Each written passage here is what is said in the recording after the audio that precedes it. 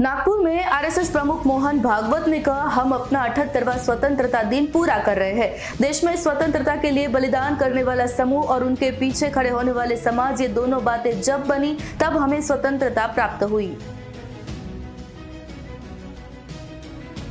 ये अपना 78वां स्वातंत्र दिन हम संपन्न कर रहे हैं। पूरे देश के लिए अपने अपने मन में अभीष्ट चिंतन करने का आज दिन है। ये केवल चिंतन करके बात रुकती नहीं। स्वातंत्र्य हमको प्राप्त हुआ तो हम जानते हैं क्या क्या हुआ है। एक लंबा संघर्ष 90 वर्ष का 1857 के बाद चला, तरह तरह के रास्तों से चला, अनेक प्रकार के लोगों ने उसमें हिस्सा लिया। तो हमारे लिए आज भी जो प्रातस्मरणीय प्रेरणादायक ऐसे चरित्र है,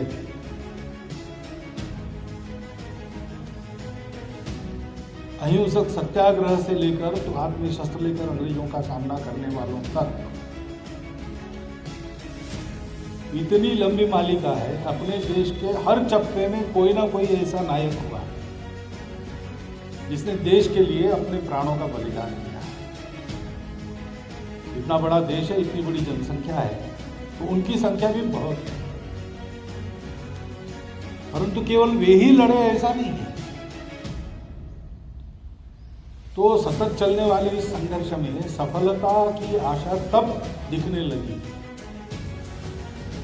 जब सामान्य व्यक्ति भी देश की स्वतंत्रता के लिए रास्ते पर आ गया, आंदोलन में उतर गया। अनेक लोग जेल में गए, बार बार कारावास भुगतने वाले भी बहुत लोग रहे, और जिससे कुछ नहीं बनता वो भी स्नानगृह में दरवाजा बंद करके क्यों न हो, लेकिन वंदे मातरम कहता ही था। शक्ति जिसकी जितनी थी उतना उसने किया, लेकिन सबके मन की बात थी। और इसलिए देश में इस स्वतंत्रता के लिए बलिदान करने वाला समूह और उनके पीछे पक्का खड़े रहने वाला सामान्य समाज, ये दोनों बातें जब बनी तब हमको स्वतंत्रता प्राप्त हुई। उनका हम स्मरण करते हैं, उनकी पुण्य स्मृति को हम वंदन करते हैं। साथ में यह भी हम समझते हैं कि बड़ी मेहनत से जो स्वतंत्रता हमने पाई,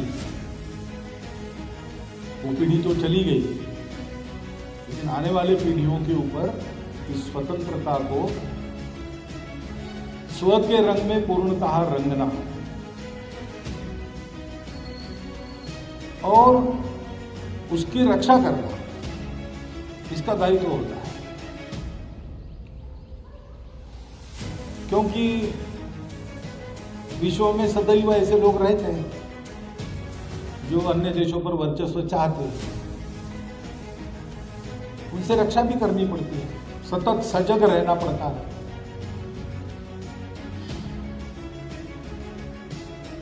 हमारे स्वतंत्र देश के लिए जिस प्रकार का रास्ता हमने तय किया, उस रास्ते पर चलते रहना पड़ता है।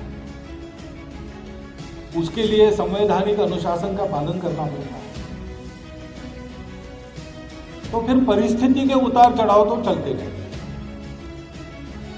અમારી તમામ માહિતીથી અપડેટ રહેવા માટે જોડાયેલા રહો S9 ન્યૂઝ સાથે।